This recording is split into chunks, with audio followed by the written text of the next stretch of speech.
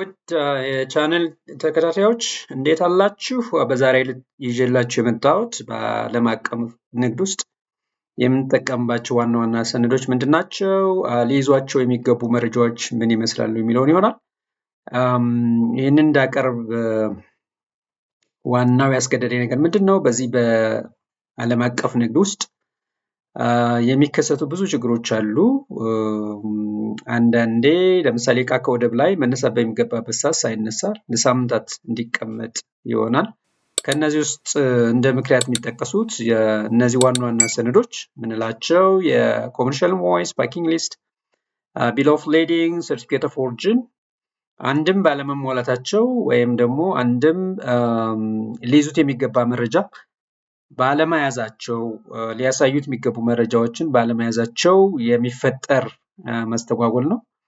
እንዲሁም ከጅቡቲ ከመጣ በኋላ እዚሁ አዲስ አበባ ላይ የካስተም የጉምሩክ ስነስርዓት ለማስፈጸም እንዲሁ ሲጀምር መረጃዎች ክፍተት እንዳለባቸው ሲታወቅ ያ እስኪሞላ ድረስ ወይም እስኪቀየር ወይም ማመልከቻ አስገብተን ተቀባይነት እስኪያገኝ ድረስ አሁንም ስነስርዓቱ ምናልባት ሳምንታት ተጨማሪ ሊፈጅ ይችላልና እንዲና የመሳሰሉ ችግሮችን መጋፈጥ ሁሌ የተለመደ ነገር ስለሆነ እነዚህን ችግሮች ለመቅረፍ ዋና ዋና ሰነዶችን ማወቅ እንዲሁም ይዘታቸው ቢያንስ ሊይዙት የሚገባ መረጃ ምን እንደሚለውን ማወቅ አስፈላጊ ስለሆነ ይህንን ቪዲዮ ማዘጋጀት አስፈልጎኛል። ተከታተሉኝ። እንደሚታወቀው ደስ በኢንተርናሽናል ትሬድ ወይም ኢምፖርት ላይ ልምዱ ካላችሁ በብዛት ከምንጠቀምባቸው ሰነዶች መካከል ኮመርሻል ኢንቮይስ፣ ፓኪንግ ሊስት፣ ቢል ኦፍ ሌዲንግ፣ ሰርቲፊኬት ኦፍ ኦሪጂን እና ኢንሹራንስ ሰርቲፊኬት ዋና ዋናዎቹ ናቸው። ሌትስ ቢጊን ዊዝ the commercial invoice. Commercial invoice the heart of every transaction ይባላል። ብዙ ጊዜ ደስ የትራንዛክሽኖች ሁሉ የልብ ትርታ ብለን እናየዋለን። ኮመርሻል ኢንቮይስ ልክ በሽያጭ ጊዜ ሻጭ ለገዢ ደረሰኝ እንደሚሰጠው ሁሉ የኤክስፖርተሩ ወይም ማኑፋክቸረሩ ገዢ ክፍያ እንዲከፍለው የሚጠይቅበት ሰነድ እንለዋለን። የክፍያ መጠየቂያ ሰነድ ብንለውም ሊያስኬድ ይችላል፣ ሙሉ በሙሉ ላይገልጸው ይችላል። ግን it's a legal document that the exporter used to claim payment of the goods ወይም it's a legal document where customs used to calculate custom duty and tax የምንለው አይነት ዋና ዋና አገልግሎቱ ምንድን ነው? ኮመርሻል ኢንቮይስ ስንል ዋና ዋና ጥቅሞቹ ምንድን ናቸው? አንደኛ ቅድም እንዳልኳችሁ የክፍያ መጠየቂያ ሰነድ እንደማለት ነው። ኤክስፖርተሩ ባየሩን ክፍያ በዚያ ሰነድ መሰረት እንዲከፍለው የሚጠይቅበት የጫነውን ጭነት ዝርዝር ይይዛል። ዋጋው አለ፣ ጠቅላላ ዋጋው። ስለዚህ ይህን ዋጋ ክፈለኝ እንደማለት ነው። ሁለተኛ ጉምሩክ ባለስልጣን የቀረጥና ታክስ ለመገመት እንደ መነሻ የሚጠቀመው የኮመርሻል ኢንቮይስን ይሆናል።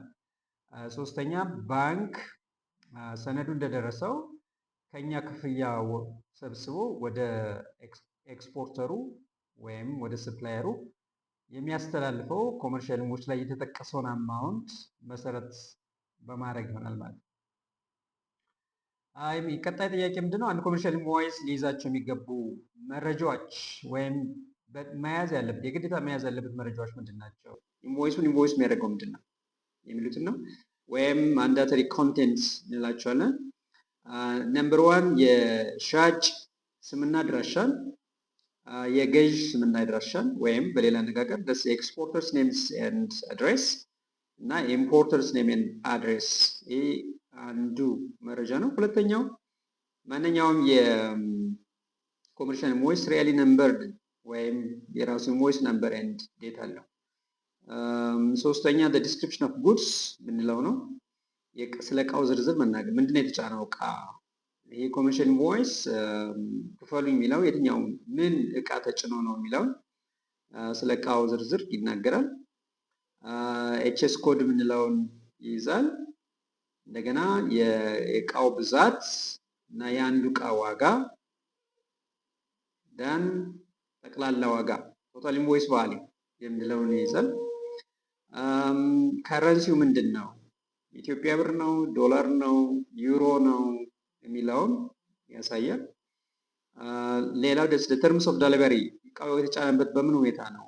በኤክስ ወርክ ነው፣ ፍሪ ኦን ቦርድ ኤፍኦቢ ነው፣ ኤፍሲኤ ነው፣ ሲአይኤፍ ነው፣ ሲኤንዲኤፍ ነው። በምን መልኩ ዴሊቨተሩን ብዙ ጊዜ መጥቀስ አለበት። ሌላው የስሪት ሀገሩ የት ሀገር ነው እቃው የተጫነ የሚለውን የስሪት ሀገር ይጠቅሳል። ቻይና ከሆነ ቻይና፣ ጀርመን ከሆነ ጀርመን ያሳያል። መጨረሻ ላይ የሰፕላየር ወይም የኤክስፖርተሩ ፊርማና ማህተም ይካተትበታል ማለት ነው። ለምንድን ነው ጠቃሚ የሆነው? ዋይ ኮመርሻል ኢንቮይስ ማተርስ የሚል ጥያቄ ካነሳችሁ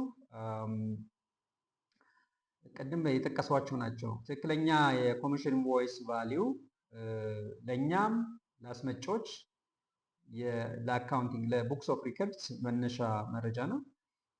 ሁለተኛ የካስተም ቀረጥና ታክስ ለማዘጋጀት ዋና የመረጃ ምንጭ ነው።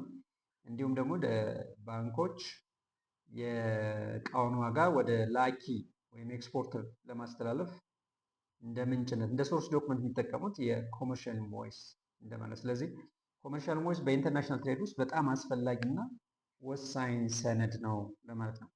ሁለተኛው ሰነድ የፓኪንግ ሊስት የምንለው ብዙ ጊዜ በእንግሊዝኛ የምንለው ደስ ማፕስ ኦፍ ዮር ሽፕመንት ስለ ጭነቱ ዝርዝር ነገር የሚናገር እንደማለት ነው። ማፕስ ኦፍ ዮር ሽፕመንት እንለዋለን። ምን ለማለት ነው? ዘርዘር ያለ ስለ እቃው ሁኔታ መረጃ የምናገኘው በፓኪንግ ሊስት ውስጥ ይሆናል ማለት ነው። ለምሳሌ የእቃውን ስም፣ ብዛት፣ የሌብሊንግ ኤንድ ማርኪንግ ሁኔታ እንዴት ነው አስተሻሸጉን በተመለከተ እና የመሳሰሉት ዝርዝር መረጃዎችን የምናገኘው ፓኪንግ ሊስት ነው። ለምን ያገለግላል ፓኪንግ ሊስት? ዋይ ፓኪንግ ሊስት? ለምን ፓኪንግ ሊስት እንጠቀማለን ከሆነ ለምሳሌ የካስተምስ ፍተሻ በሚያካሄድበት ጊዜ ስለ እቃው አይነት፣ እቃው ብዛት፣ እቃው ላይ ስለተጻፈው መረጃ ፓኪንግ፣ ሌብሊንግ፣ ማርኪንግ እና ሌብሊንግ የምንለው እነሱን መረጃዎች የሚያገኘው ከፓኪንግ ሊስት ነው። ስለዚህ ፓኪንግ ሊስት ይዞ በፍተሻ ወቅት ክሮስ ቼክ ያደርጋል ማለት ነው። የተጻፈው እና አክቹዋሊ ኮንቴነር ውስጥ ያለው እቃ መመሳሰል አለመመሳሰል ማለት ነው። ስለዚህ ለኢንስፔክሽን እና ለሃንድሊንግ በጣም ጠቃሚ ነው ማለት ነው። ሁለተኛ ምናልባት እንኳን የእቃው ጉዳት ቢደርስበት ወይም በመንገድ ላይ ያለ እቃው የአደጋ ቢደርስበት ኢንሹራንስ ክሌም የምታደርጉት በፓኪንግ ሊስቱ መሰረት ማለት ነው። ምንድነው የተጫነው እቃ አይነት ብዛት ፓኪንግ ሊስት ላይ ስላለ ምን ያህሉ ተጎድቷል የሚለውን ዝርዝር ምን ያህሉ አልተጎዳ የሚለው የምናውቀው ፓኪንግ ሊስቱን መሰረት በማድረግ ይሆናል ማለት ነው። ስናዘጋጅ ወይም አንድ ፓኪንግ ሊስት መረጃ ምን መረጃ መያዝ አለበት? ዋት አር ዘ ማንዳተሪ ኮንቴንትስ ኦፍ ዘ ፓኪንግ ሊስት የሚለውን እኔ አንደኛው የኤክስፖርተርስ ኔምስ ኤንድ ዲቴልስ ያስፈልጉናል። ሁለተኛው የራሳችን የኢምፖርተሩ ስምና አድራሻ ይጻፍበታል። ሶስተኛ ኢንቮይስ ነምበር ሪፈረንስ፣ ቅድም ከላይ የጠቀስነው ኮመርሻል ኢንቮይስ አለ። ስለዚህ ሁለቱም ስለ አንድ ጭነት እንደሚያወሩ ለመናገር የኮመርሻል ኢንቮይስ ነምበሩን ፓኪንግ ሊስት ላይ ብዙ ጊዜ ይጻፋል። አራተኛ ዝርዝር ስለ እቃው ዝርዝር መረጃ ይይዛል። ለምሳሌ ነምበር ኦፍ ቦክስ የታሸገው በቦክስ ከሆነ ነምበር ኦፍ ቦክስ ያሳያል። እያንዳንዱ ቦክስ ምን ያህል ዩኒትስ ኦፍ ያን ፕሮዳክት ይዟል። ግሮስ ዌቱ ጠቅላላ ክብደቱ ምን ይመስላል። እንደገና እቃው የተጫነው በፓሌት ከሆነ የፓሌቱ ዳይሜንሽን፣ ሌንግዝ፣ ዌድስ ኤንድ ሃይት የሚለውን ዝርዝር ፓኪንግ ሊስት ላይ እናገኘዋለን። ሌላው ማንዳተሪ ኮንቴንት ምንድነው? ካርቶን ከሆነ ለምሳሌ ካርቶኑ ላይ መረጃ ይጻፋል ስለ እቃው ዝርዝር ነገር፣ ፕሮዳክት ኔም፣ ፕሮዳክሽን ዴት የሚያስፈልገው ከሆነ የተመረተበት ቀን፣ ቤስት ቢፎር ዴት ወይም ኤክስፓየር ዴት፣ ባች ነምበር፣ ማኑፋክቸረርስ ኔም እንዲህ አይነት ነገሮችን ካርቶኑ ላይ ነምበር ኦፍ ወይም ኳንቲቲ ኦፍ ዩኒትስ ኢንክሉድድ እንደ ካርቶን ላይ የገቡ ብዛት እነዚህ ነገሮች ይይዛል ማለት ነው። ሌላው ፓኪንግ ሊስቱ ስለ ታይፕስ ኦፍ ፓኬጂንግ መናገር አለበት። በምን ሁኔታ ነው የእቃው የተአሸገው የሚለውን ለምሳሌ ኮንቴነር ከሆነ በኮንቴነር፣ በካርቶን ከሆነ በካርቶን፣ አንዳንዴ ድራም በፕላስቲክ ኮንቴነር ከሆነ በፕላስቲክ ኮንቴነር፣ ፓሌታይዝድ ከሆነ ወይም አንፓሌታይዝድ ከሆነም ያንን መጥቀስ ይገባዋል። በመጨረሻ የላኪው ስም ፊርማና ማህተም ቀን መያዝ አለበት ማለት ነው። እዚህ ላይ ማየት ያለብን ምንድነው የፓኪንግ ላይ ያለው መረጃ እና ኮመርሻል ኢንቮይስ ላይ ያለው መረጃ ሁልጊዜም ተመሳሳይ መሆን መጣረስ የለበትም። ምናልባት ፓኪንግ ላይ የማናገኘው መረጃ ምንድነው የእቃውን የአንዱ ዋጋና የጠቅላላ ዋጋን በተመለከተ ፓኪንግ ላይ አይጠቀስም ማለት ነው። ሶስተኛው አስፈላጊ ሰነድ ቢል ኦፍ ሌዲንግ የምንለው በእንግሊዝኛ የምንለው አለ ፓስፖርትስ ኦፍ ጉድስ ይላል። አንድ ሰው ወደ ሌላ ሀገር ሲገባ ፓስፖርት እንደሚያስፈልገው ሁሉ ቢል ኦፍ ሌዲንግ የዚያን እቃ ከአንድ ሀገር ወደ ሌላ ሀገር መዟዟር ወይም ክሮስ ቦርደር ሙቭመንት ብለው እንደ ማለፊያ ፓሲንግ ዶክመንት የሚያገለግለው የቢል ኦፍ ሌዲንግ ይሆናል ማለት ነው። ይህ በጣም ትልቁ ሰነድ በኢንተርናሽናል ትሬድ ቢል ኦፍ ሌዲንግ እንለዋለን።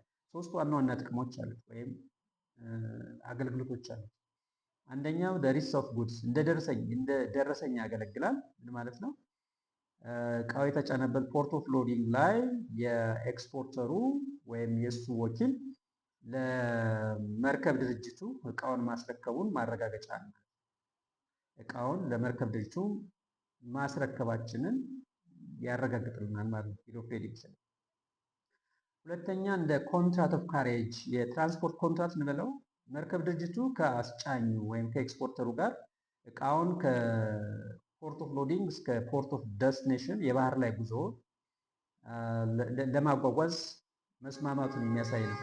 ካሬጅ ዶክመንት እንለዋለን።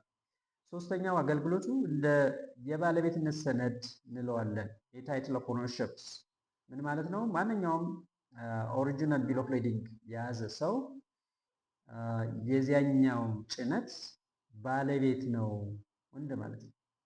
ስለዚህ የቢል ኦፍ ሌዲንግ እንደ ባለቤትነት ማስረጃ ያገለግላል ማለት ነው።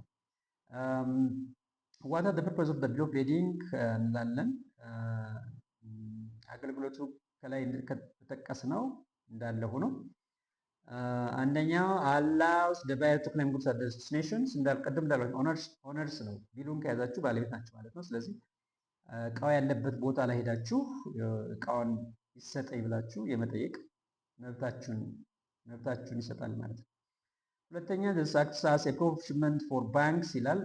ባንክ ክፍያ የሚከፍለው ወይም ክፍያውን ለጫነው ክፍል የሚያስረክበው እቃውን ለመጫኑ ማስረጃ ቢል ኦፍ ሌዲንግ ሲያቀርብ ነው።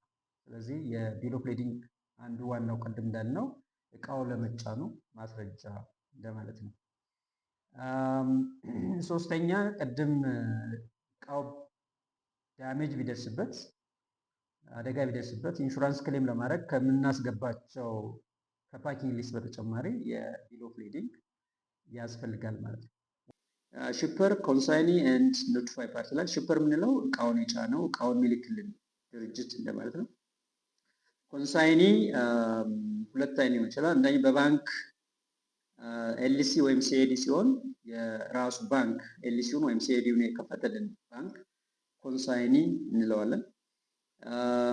ኖቲፋይ ፓርቲ ብዙ ጊዜ የኢምፖርተሩ ወይም መጨረሻ ላይ እቃውን የሚረከበው አስመጪው ኖቲፋይ ፓርቲ እንለዋለን።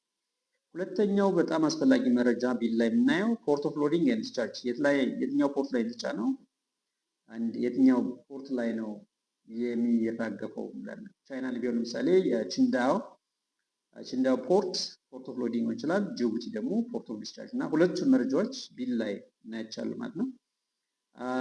አራተኛው ዲስክሪፕሽን ኦፍ ጉድስ ፓኬጅ ኤንድ ዌይት ምን እቃው ስለ እቃው ዝርዝር መያዝ አለ። ምንድነው የተጫነው እቃ የሚለውን ጠቅላላ ክብደቱ ግሮስ ዌይት ኤንድ ኔት ዌይት ማየት አለበት። ቬዝል ኔም ኤንድ ቮያጅ ነምበር ብዙ ጊዜ ይቺ ትጠቀሳለች። በየትኛዋ ቬዝል ለምሳሌ የኢትዮጵያ ሺፒንግ ላይንስ ከሆነ የኢትዮጵያ ሺፒንግ ላይንስ ይችል ቬዝሏ ስሟ ይሄ ነው፣ ቮያጅ ነምበሩ ይሄ ነው ብሎ ከቢሉ ላይ ይጠቅሷል ማለት ነው። አምስተኛው ፍሬት ተርምስ ምንለው በምን ሁኔታ የተጫነው ፍሬት ኦሪጂን ላይ ፖርት ኦፍ ሎዲ ላይ የሚጫነው ፕሪፔድ ነው ወይስ ፍሬት ኮሌክት ነው ወይስ ፔብል አት ዴስቲኔሽን ነው የሚለው ነው። እዚያ ላይ ቢል ላይ ብዙ ጊዜ ይጠቀሳል። ፕሪፔድ ከሆነ ፕሪፔድ ይባላል። ፔብል አት ዴስቲኔሽን ከሆነ ፔብል አት ወይም ፍሬት ኮሌክት ተብሎ ቢሉ ላይ ይጠቀሳል። መጨረሻ ላይ ዴት ኦፍ ሽፕመንት ፖርት ኦንቦርድ ዴት ይቺ በጣም ክሪቲካል ናት። መቼ ነው እቃው መርከብ ላይ ቬዝል ላይ የተጫነው የሚለውን እና የመርከብ ድርጅቱ ፊርማ ወይም የእሱ ወኪል ፊርማውን ያስቀምጣል ማለት ነው። እነዚህ በጣም ክሪቲካል የሆኑ አስፈላጊ መረጃዎች ናቸው ማለት ነው። አራተኛው ሰነድ ሰርቲፊኬት ኦፍ ኦሪጂን የምንለው ነው። ይሄኛው ሁልጊዜ የጭነት ላይ የማይቀር ሰነድ ነው። ይህ የምንለዋለን ፕሩፍ ኦፍ ዌር ፕሮዳክትስ ቦርን የምርት ሀገሩ የት ነው፣ የት ሀገር ስሪት ነው ለማለት ነው። ስለዚህ እቺ ሲምፕል ሰርቲፊኬት የምትመስል ግን ዋና መረጃነቷ የእቃው የት ሀገር እንደተመረተ የምታሳየን መረጃ ነው። ዳስ ሰርቲፊኬት ኦፍ ኦሪጂን እንለዋለን። ለምን አገልግሎት ይውላል ይላል። ለምሳሌ አንዳንዴ ሁለት ሀገሮች የታሪፍ ስምምነት ሊያደርጉ ይችላሉ። ማንኛውም ቃት ለይሰይ ቻይና እና ኢትዮጵያ የተለየ አግሪመንት ቢኖራቸው ኤኒ ማሽን ከቻይና የሚመጣ ማሽን የተወሰነ የታክስ ሪሊፍ ወይም ፕሪፌሽናል ትሪትመንት ይሰጠው ከተባለ ሰርቲፊኬት ኦፍ ኦሪጂን መቅረቡ ያን ፕሪፈረንሻል ትሪትመንት እንዲያገኝ ያግዘዋል ማለት። ለምሳሌ አንድ ማሽን ከየትም ሲመጣ 35% ይቀረጥ ከሆነ እና ከቻይና ጋር ያለው አግሪመንት ግን 20% ከሆነ ያ ከቻይና የመጣን ማሽን 20% ለማስቀረጥ ማሽኑ ከቻይና መሆኑን ወይም የስሪት ሀገሩ ቻይና መሆኑን ለማስረዳት ሰርቲፊኬት ኦፍ ኦሪጂን ማቅረብ አለብን ማለት ነው።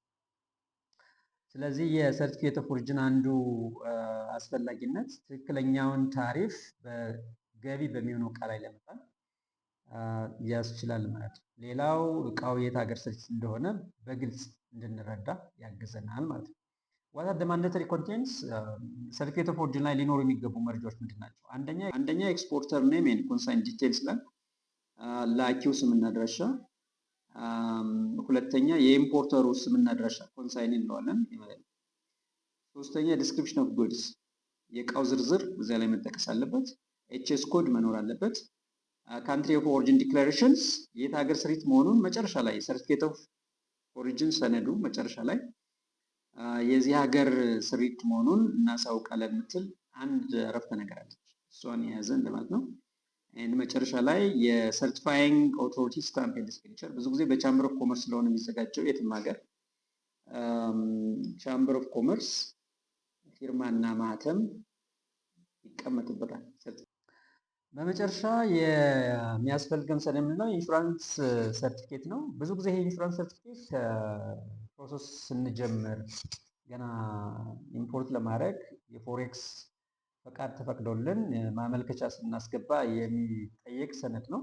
ግን የተወሰነ ብታውቁት ያህል ይሄኛው መንግስት ራሱ ማንኛውም ኢምፖርት ፕሮሰስ ሲደረግ ኢንሹራንስ ከቨሬጅ ሊኖረው ይገባል የሚል አስገዳጅ ሁኔታ ስላለ፣ ስለዚህ ባንኮች ኤልሲም ሲከፍቱ ሲኤዲም ሲከፍቱ ቲቲም ሲሆን መጀመሪያ የሚጠይቋችሁ የኢንሹራንስ ከቨሬጅ ነው። ኢንሹራንስ ከቨሬጅ ስንል ከመነሻው እስከ መድረሻው ድረስ በበረራም ሊሆን ይችላል ወይም በባህር ላይ የሚመጣ እቃ የኢንሹራንስ ሽፋን እንዳለው ማረጋገጥ ይችላሉ እና ለዚያ የኢንሹራንስ ፖሊሲ ለእቃው እንገዛለን ማለት ነው።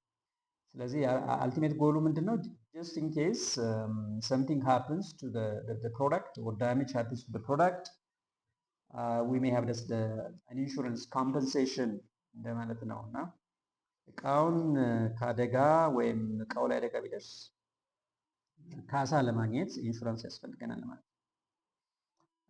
ዋና ዋና ዓላማዎች ምንድናቸው? ፕሮቫይድ ፋይናንሻል ፕሮቴክሽን ኢፍ ጉድስ አር ዳሜጅድ ኦር ሎስት ይላል። የተሰበረን የጠፋን እቃ ወይም የተጎዳን እቃ ለመካስ ያስፈልገናል ማለት ነው ብዙ ጊዜ። ሌላው ባንኮች ኤልሲ ወይም ሲኤዲ ፕሮሰስ ለማድረግ ወይም ቲቲ ፕሮሰስ ለማድረግ ይጠይቁናል። በአጠቃላይ ግን የኢንሹራንስ ፖሊሲ ወይም ኢንሹራንስ ሰርቲፊኬት ለየትኛውም ኢምፖርት ግዴታ ነው። በተለይ በኢትዮጵያ ኬስ ኢንሹራንስ መግባት ግዴታ ነው ማለት ነው። ምን ምን ኮንቴንቶች እናያለን ካላችሁ ኢንሹራንስ ሰርቲፊኬት ላይ አውጣችሁ ስታዩ አንደኛ የፖሊሲ ነምበር ኤንድ ኢሹዊንግ ካምፓኒ ይላል። የፖሊሲ ቁጥር አለው። ያን ኢንሹራንስ ሽፋን የሚሰጠን የኢንሹራንስ ኩባንያ ስም አለው። የእቃው ዝርዝር አለ። ወያጅ አለ። ከየት እስከ የት ነው ሽፋን የሚለው። ለምሳሌ ከጅቡቲ አዲስ አበባ ከሆነ ከጅቡቲ አዲስ አበባ ተብሎ ይጻፋል። ከቻይና አዲስ አበባ ከሆነ ከቻይና አዲስ አበባ ተብሎ ሽፋኑ የሽፋን የጂኦግራፊ ሽፋኑ አብሮ ይጠቀሳል ማለት ነው። ምን ያህል ነው ኢንሹርድ የሆነው ይላል። ብዙ ጊዜ 110% ነው ኢንሹር የሚያደርጉ። ለምሳሌ 1000 ብር ከሆነ የእቃው ዋጋ ኢንሹራንስ ሽፋን የሚሰጠው ለ110% እንደማለት ነው። ለምን አይነት ሪስክ ነው ሽፋን የተሰጠው የሚለውን ኦል ሪስክ ነው፣ ለዋር ነው፣ ለቴፍት ነው ወይም ባህር ላይ ለሲ ፐርል ነው የሚለውን እዚያ ላይ ሊጠቀስ ይችላል።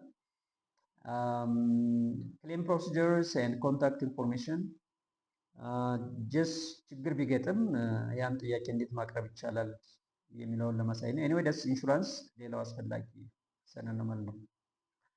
ለማጠቃለል ያህል ያየናቸው 5 ዋና ዋና የኢምፖርት ዶክመንትስ የምንላቸው ናቸው። አንደኛው ኮመርሻል ኢንቮይስ ዳትስ ዳይሬክት ኦፍ ዘ ዲል እንላለን። በሁለተኛ ፓኬጅ ኢዝ ዘ ማፕ ኦፍ ዮር ሺፕመንት፣ ቢል ኦፍ ሌዲንግ፣ ፓስፖርት ኦፍ ጉድስ ኤንድ ሰርቲፊኬት ኦፍ ኦሪጂን፣ ዘ አይደንቲቲ ኦፍ ዮር ፕሮዳክት፣ ኢንሹራንስ ሰርቲፊኬት፣ ዮር ፋይናንሻል ሺልድ እንለዋለን። እነዚህ በጣም ቤዚክ ሰነዶች ናቸው። ስለዚህ ጠንቀን ማወቅ ይኖርብናል ማለት ነው። ለዛሬ ያስላችሁ ነው። ጥያቄ አስተያየት ካላችሁ ኮሜንት ላይ መጻፍ ትችላላችሁ። በተረፈ ደግሞ ሌሎች ተመሳሳይ ቪዲዮዎችን ለመልቀቅ ስለቅ እንዲደርሳችሁ ላይክ ኤንድ ኮሜንት፣ ላይክ ሼር ኤንድ ሰብስክራይብ አድርጉ። ታንክ ዩ ሶ ማች ባይ